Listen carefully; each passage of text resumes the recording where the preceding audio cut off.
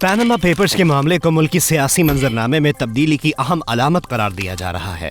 یہ معاملہ 3 اپریل 2016 کو سامنے آیا اور اس میں وزیر اعظم نواز شریف کے بچوں کے نام پر آف شور کمپنیاں منظر عام پر آئیں۔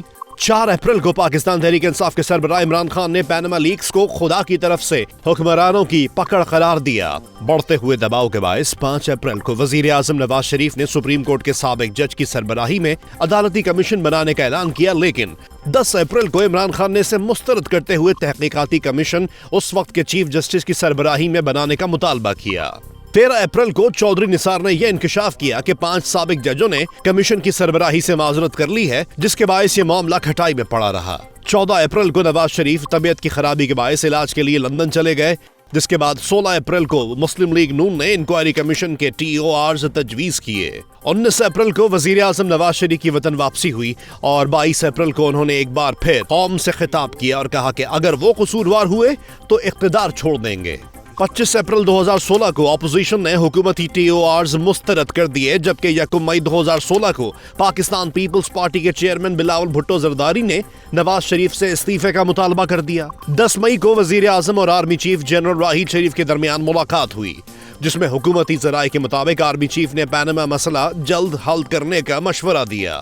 13 مئی کو وفاقی حکومت کی انکوائری کمیشن بنانے کی درخواست کو چیف جسٹس نے مسترد کر دیا۔ 16 مئی 2016 کو وزیر اعظم نے قومی اسمبلی میں اہم خطاب کیا اور پاک لین میں خریدے گئے فلیٹ کے حوالے سے اٹھائے گئے سوالات کے جواب دیے۔ 22 مئی کو وزیر اعظم Nawaz Sharif open heart surgery کے لیے لندن روانہ ہوئے، جس کے بعد 24 جون کو PTI نے وزیر اعظم کے خلاف الیکشن کمیشن میں ریفرنس دائر کرنے کا اعلان کیا۔ 9 جولائی کو 48 دن بعد نواز شریف کی وطن واپسی ہوئی، لیکن کئی ماہ گزرنے کے باوجود پیناما کمیشن پر حکومت اور اپوزیشن کے درمیان اتفاق رائے نہ ہو سکا، جس کے باعث 20 جولائی کو اپوزیشن نے حکومت سے مزید مذاکرات سے انکار کر دیا۔ 24 اگست کو جماعت اسلامی نے پیناما پیپرز کی تحقیقات کے لیے سپریم کورٹ میں درخواست دائر کی۔ 29 اگست کو تحریک انصاف نے بھی سپریم کورٹ کا در کھٹکھٹایا اور وزیر اعظم کی نااہلی کے لیے درخواست دائر کی۔ اس دوران عمران خان نے مختلف مراحل میں احتجاج کا اعلان کیا اور اس کا پہلا مظاہرہ 30 ستمبر کو رائیونٹ مارچ کے ذریعے کیا۔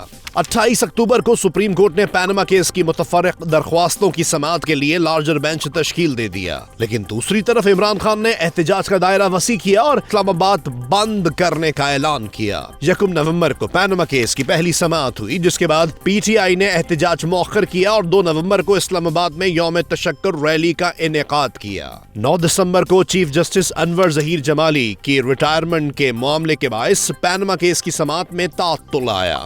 31 دسمبر 2016 کو نئے چیف جسٹس میاں ثاقب نثار نے حلف اٹھایا اور پیناما کیس کی سماعت کے لیے نیا بینچ تشکیل دے دیا، جس کے بعد 4 جنوری 2017 کو پیناما کیس کی دوبارہ سماعت شروع ہوئی۔ 26 جنوری 2017 کو پیناما کیس کی سماعت کے دوران دوسرا قطری خط عدالت میں پیش ہوا۔